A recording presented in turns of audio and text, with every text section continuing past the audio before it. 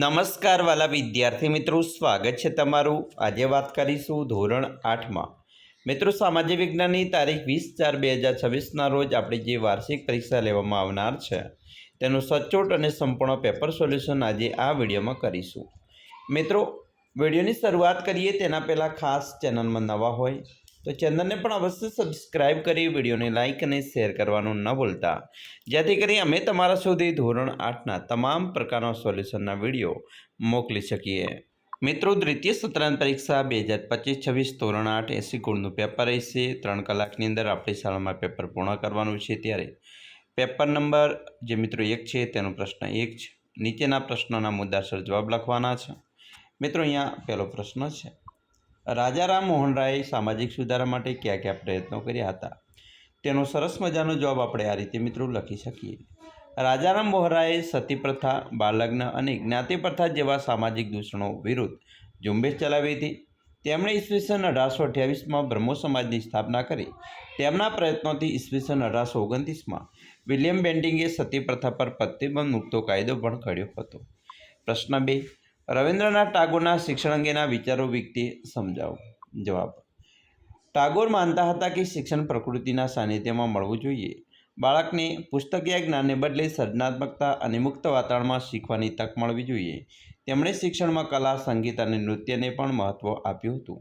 આ વિચારોને સાકાર કરવા તેમણે શાંતિનિકેતન સંસ્થાની સ્થાપના કરી હતી। પ્રશ્ન 2, નીચેના પ્રશ્નોના જવાબ એક વાક્યમાં લખો। જેમાં 1, જ્યોતિરાવ ફૂલેએ કઈ સંસ્થાની સ્થાપના કરી? તો સત્યશોધક સમાજ। 2, બ્રહ્મો સમાજની સ્થાપના કોણે કરી? રાજારામ મોહન રાય। 3, મહારાષ્ટ્રમાં સ્ત્રી શિક્ષણની શરૂઆત કોણે કરી હતી? તો જ્યોતિરાવ ફૂલે અને સાવિત્રીબાઈ ફૂલે। 4, આર્ય સમાજનું મુખ્ય સૂત્ર કયું હતું?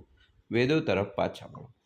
પ્રશ્ન 3 છે એનો અર્થ છે નીચેના પ્રશ્નોના ટૂંકમાં જવાબ લખવાના છે। જેમાં પ્રશ્ન 1, સાયમન કમિશનનો વિરોધ શા માટે કરવામાં આવ્યો?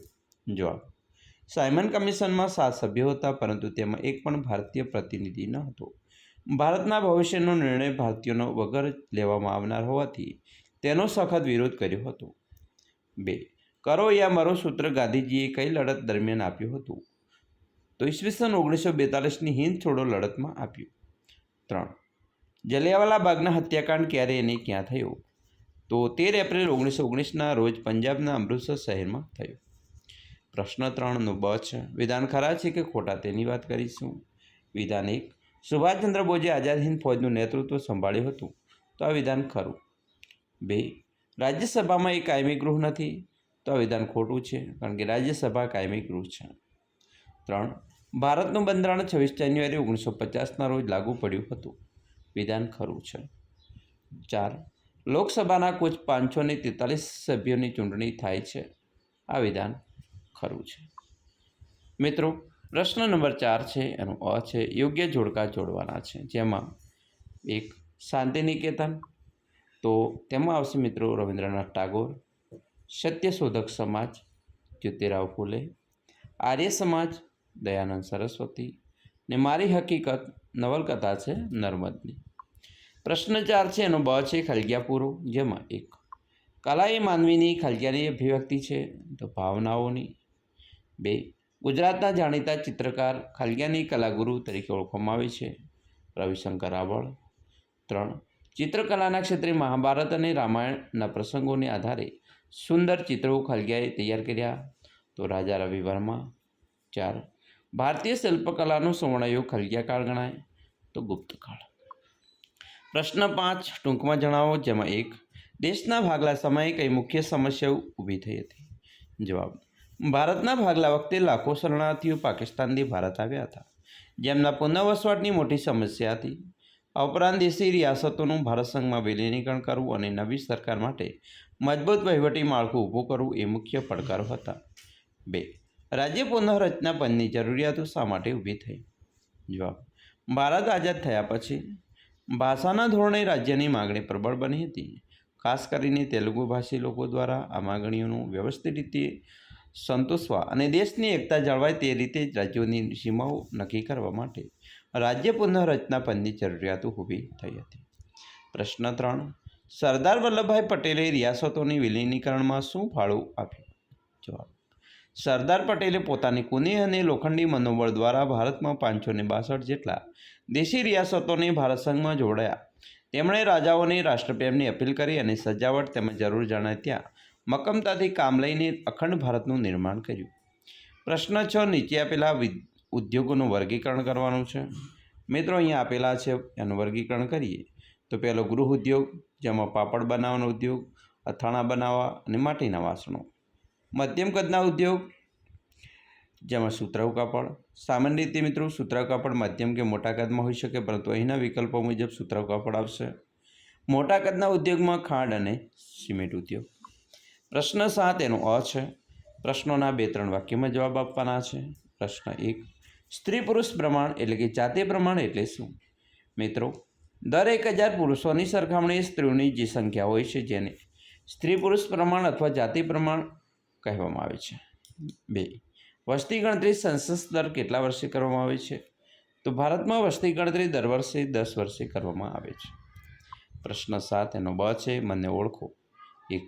હું વિશ્વનો સૌથી વધુ વસ્તી ધરાવતો દેશ છું, ચીન. 2. હું ગુજરાતનું સૌથી વધુ સાક્ષરતા ધરાવતું શહેર છું, અમદાવાદ અથવા સુરત. બંને મિત્રો સરખા છે. 3. હું ભારતનું સૌથી ઓછી વસ્તી ધરાવતું રાજ્ય છું, સિક્કિમ. 4. હું પૃથ્વી પરનું સૌથી મહત્ત્વનું કુદરતી સંસાધન છું, જળ. પ્રશ્ન 8 એનો અ છે. મિત્રો, અહીંયા તમને જે પ્રશ્નો આપેલા છે, સરસ મજાના પ્રશ્નોનો જવાબ તમારે જાતે તૈયાર કરવાના છે, જેમાં સુનામીના કારણો અને અસરો. 2. ભૂસ્ખલનથી બચવાના ઉપાયો. 3. પૂર ફ્લડ વખતે રાખવાની સાવધાની અથવા સાવચેતી. પ્રશ્ન 8 એનો બ છે. યોગ્ય વિકલ્પ પસંદ કરી સાચો ઉત્તર લખો, જેમાં 1. નીચેનામાંથી કઈ કુદરતી આપતી છે? ધરતીકંપ. 2. વાતાવરણમાં ઉદ્ભવતા તોફાની પવનોને શું કહે છે? વાવાઝોડું. 3. જંગલોમાં લાગતી આગને શું કહેવાય? દાવાનળ. 4. આપતીના સમયે કઈ હેલ્પલાઇન નંબર પર ફોન કરવામાં આવે છે? તો 100, 101, 108 આપેલ તમામ. 5. પ્લેગ એક એવી આપતી ગણાય? જૈવિક. 6. કોરોના કાળમાં કઈ સાવચેતી રાખવાની જરૂર હતી? તો માસ્ક પહેરવું, અંતર રાખવું, હાથ ધોવા એટલે કે આપેલ તમામ. પ્રશ્ન 9 એનો અ છે. નીચેના પ્રશ્નોના મુદ્દાસર જવાબ આપવાના છે, જેમાં પ્રશ્ન 1. એફઆઈઆર એટલે શું? તેમાં કઈ વિગતો હોય છે? એફઆઈઆર એટલે મિત્રો ફર્સ્ટ ઇન્ફોર્મેશન રિપોર્ટ, જેને પ્રથમ માહિતી અહેવાલ. જ્યારે કોઈ ગુનો બને ત્યારે પોલીસને તેની જાણ કરવામાં આવે છે, તેને એફઆઈઆર કહેવાય છે. તેમાં નીચેની વિગતો હોય છે, જેમાં મિત્રો બનાવની તારીખ અને સમય અને સ્થળ, ગુનાની વિગત અને જો બને તો ગુનેગારના નામ સરનામા, ફરિયાદીનું નામ અને સરનામું, પોલીસ સ્ટેશનના અધિકારીની સહી.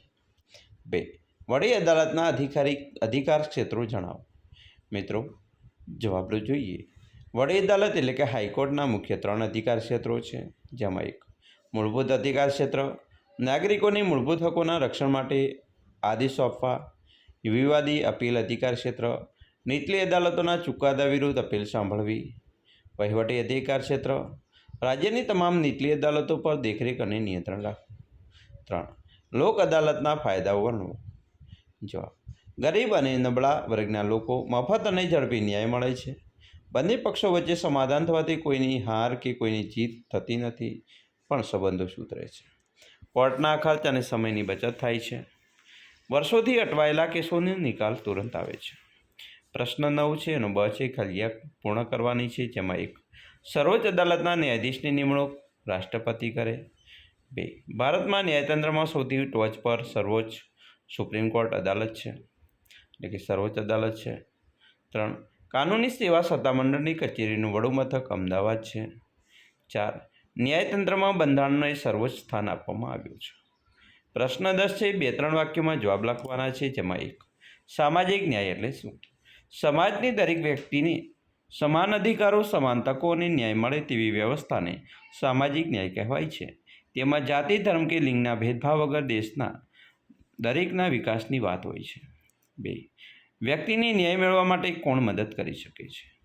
મિત્રો, વ્યક્તિ ન્યાય મેળવવા માટે વકીલની મદદ લઈ શકે છે. આ ઉપરાંત જો વ્યક્તિ ગરીબ હોય તો સરકાર દ્વારા ચાલતા કાનૂની સેવા સત્તામંડળ દ્વારા મફત કાનૂની સહાય મેળવી શકે છે.